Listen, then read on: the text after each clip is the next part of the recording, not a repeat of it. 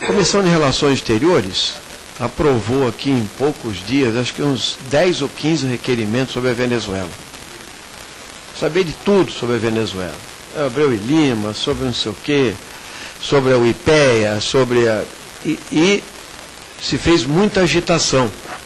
É interessante porque não condiz com o clima que hoje.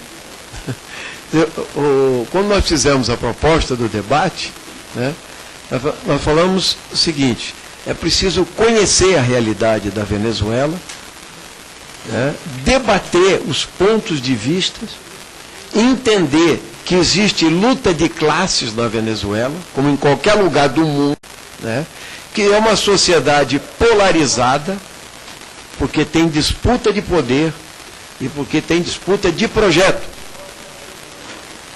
O que foi inaugurado na Venezuela, em 99, é uma transformação latino-americana.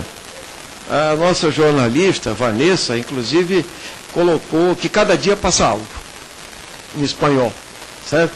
Ou seja, alguma coisa cambiou lá, e cambiou mesmo. Cambiou mesmo. E depois eu vou pedir que os nossos debatedores, e os nossos jornalistas também, coloquem o que era a PDVSA antes, o que é a PDVSA, para que ela servia antes, onde ia a renda petroleira antes do chavismo e como vai agora. Essa é uma pergunta-chave para quem tem 90% no rendimento. Né? E quanto era gasto em Miami por uma classe média desse tamanho, reacionária, americanófila, consumista, enquanto a Venezuela era degradada embaixo aos milhões de pobres excluídos. Então, a primeira pergunta é essa: então, alguma coisa mudou na Venezuela? Segunda pergunta, eu queria perguntar à Vanessa e aos não jornalistas: você, como uma pessoa da mídia, dos meios, de los meios, assistiu ao documentário A Revolução Não Será Televisionada, feita por documentaristas, pode me ajudar? Irlandeses. Você, como jornalista, assistiu esse documentário sobre o golpe de Estado na Venezuela? Sim, lo visto? Em 2012, em que as cenas são forjadas, e o golpe de Estado dentro do Palácio Miraflores, com Carmona e seus golpistas permanecendo 2 dias lá. Viste este documentário? Sim. Que comentasse a elite venezuelana o que queria com o apoio do governo norte-americano. Né? Então, óbvio que algo mudou em Venezuela.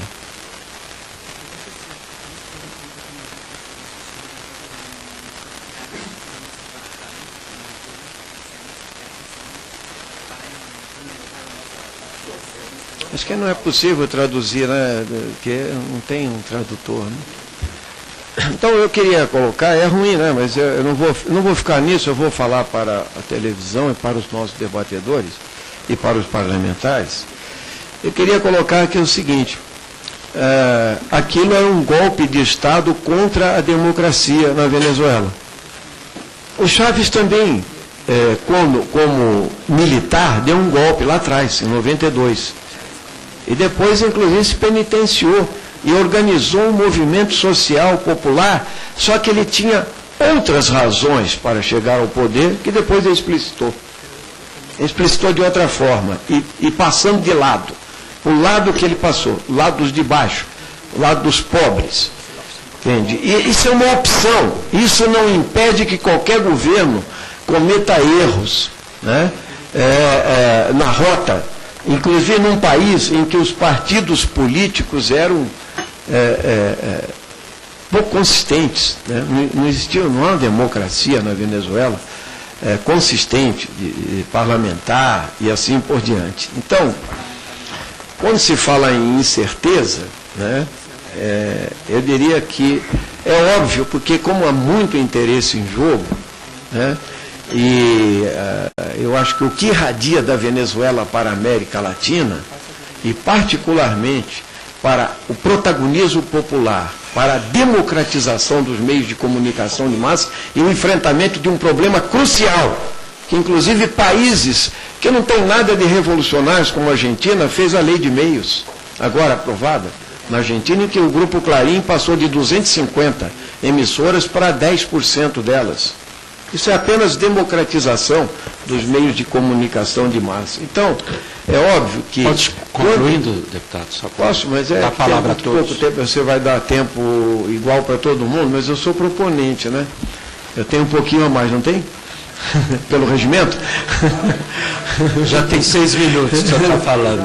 Então, deixa eu só complementar, dizer o seguinte, aqui o professor Igor, o professor Maringoni colocaram uma questão essencial, e que eu acho assim, o seguinte, por que nós queríamos fazer esse debate, por que era necessário conhecer a situação da Venezuela, e por que falar em 42 mortos, como a nossa jornalista colocou, quer dizer, 42 venezuelanos, mas quando nós falamos que 3/4 estavam do lado de cá, isso não é explicitado na mídia internacional, controlado pelas grandes agências de notícias, controladas pelo imperialismo norte-americano e outros.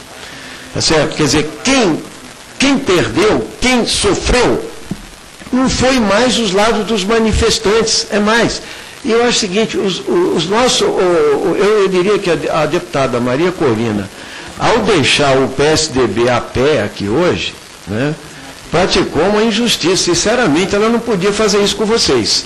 Depois de tudo que vocês fizeram, passear com ela aí pelo Congresso, pelo plenário, bater palma, bater foto na mídia, quando chegou na hora de bater posições políticas, ela fugiu do debate, largou todo mundo a pé aqui, entende? Para continuar querendo palanque apenas. Quer dizer, então é evidente que o debate sobre a Venezuela, com a tranquilidade com que ele foi feito aqui, e com os dados, com os fatos, com os números, e querendo que o povo brasileiro continue amigo do povo venezuelano, eu quero só lembrar, finalizando, presidente, que nós lutamos anos a fio aqui pela entrada da Venezuela no Mercosul, certo?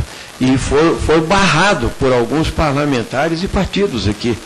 No entanto, isso era um desejo não só dos povos que querem uma integração, mas particularmente até dos empresários, que a balança comercial brasileira é super positiva para o Brasil.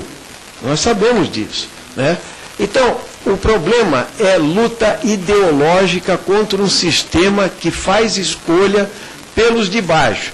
Pode cometer erros, é sabotado, porque essa escassez toda, depois também peço aos nossos debatedores que aprofundem a questão da escassez, que é muito explorada, né, nos meios de comunicação. Eu não tenho tempo para falar aqui agora, mas nossos debatedores poderiam depois falar sobre a escassez, quem controla essa situação, e por que a situação da Venezuela não é tão catastrófica como foi colocado, como é colocado nos meios de comunicação, como se estivesse desmoronando, né? Bom, fale da dívida pública da Venezuela. A nossa é quase 3 trilhões de reais de dívida pública. E nós gastamos 42% do orçamento pagando juros, amortização e rolagem. E vocês poderiam também aprofundar essa questão sobre a economia da Venezuela fora a democracia. E eu acho o seguinte, finalizo com isso. Acho que o maior elemento para provar que existe uma democracia na Venezuela é o sistema que foi estabelecido. Aí a direita lá errou o tempo todo. Quando ela tentou sabotar a ida ao parlamento, ela ficou com 0 representantes no parlamento. A autocrítica desse setor já foi feita, entende? Mas lá tem o referendo revocatório, como colocou o nosso professor Maringoni. O referendo revocatório veja, é algo muito mais democrático que tem no Brasil ou qualquer outro país. Com 20% você pode julgar o governo. Eu estive na Venezuela, na época, como observador internacional, para ver o referendo revocatório do presidente Hugo Chávez. E ele ganhou. Eu fui lá e nós temos 10 parlamentares inscritos, e a gente quer ouvi-los novamente aqui, os nossos convidados. Mas eu, como proponente, como eu fiquei muito ansioso, porque eu tive que votar 50 requerimentos sobre a Venezuela, hoje eu só queria finalizar dizendo, deputada Maria Corina,